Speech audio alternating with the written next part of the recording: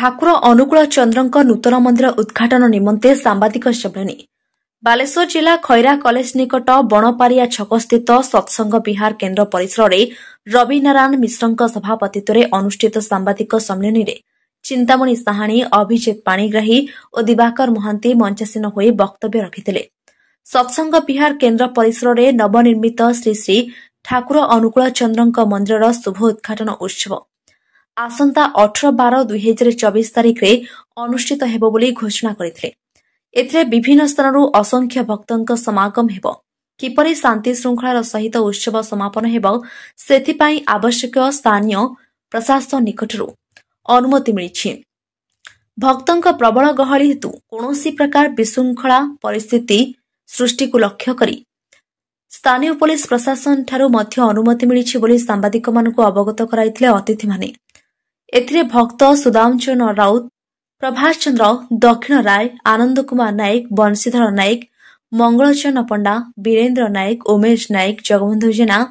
नरेन्द्र प्रसाद पंडा, कैलाश चंद्र महापात्र, धनेश्वर चौधरी, भरत महापात्र, चिंतामणि साहाणी, मुक्तिकांत महला, सदानंद बेहरा, परेश चंद्र बारिक, निरोध कुमार महंती, दिनेश गुप्ता, संजय कुमार पटराय प्रमुख भक्त उपस्थित थिले। सांबादिक मानक तरफरू पचरा जाइथिबा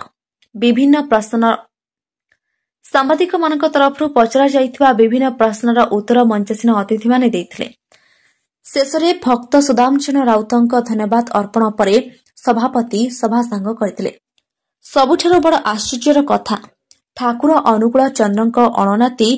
अग्रद्युति चक्रवर्ती वर्तमान आचार्य देव जहांक कर कमल श्रीमंदिर उद्घाटन हेब तांका दर्शन निमंते असंख्य भक्तों समागम निश्चय खैरामाटी को धन्य करिब एथिरे संदेह नहीं।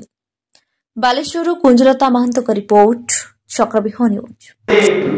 अंचल समस्त भाई माने मां माने वर्तमान समस्त उत्साहित समस्त वर्तमान इमोशनल जे आचार्य देव आसीबे सेही अवसर रे के भाईटे तार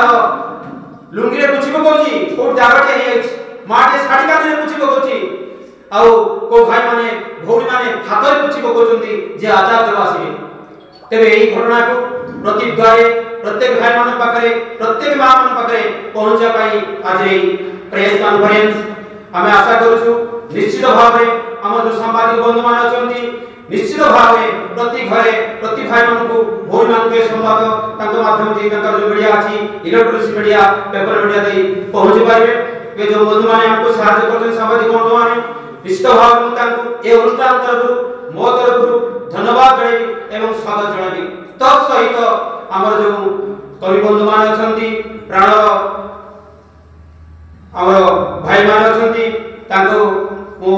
यथायोग्य सम्मान प्रणाम एवं जय नोची जे उद्देश्य हमर कार्यक्रम से कार्यक्रम को हमें आगो आगे नेबा तेरे सर्वप्रथम हमें जो मंच अपेक्षा करिछि जो माने मंच बसिले कार्यक्रम आगेबो सर्वप्रथम मु तांको आह्वान करिबि जे हम मानकर अत्यंत आपना सम्मानीय चिरपूज्य एक खैरा अंचलवासी सत्संग राज्य सहित जे उतोपत भाव जड़ित श्रीयुक्त रवि नारायण मिश्र महोदय को डाकिबि जे परमदास श्री ठाकुर को स्वागत दे से मंच को आसी।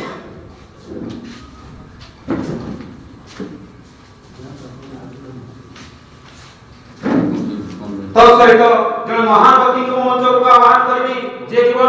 चतुर्थ कक्षा उपस्थित हेले मध्य जे भूली जाइछंती सीत भूली जाइछंती जे बयस अपरन्न आम सहित तालमेल जे ताल करछंती कोठी भूल अछि कोठी ठीक अछि जे सब काम केमिति सिस्टमैटिक हेई पाइबो सबोडा को से टेक्निक देखुछंती से होछंती परमदास श्री ठाकुरଙ୍କର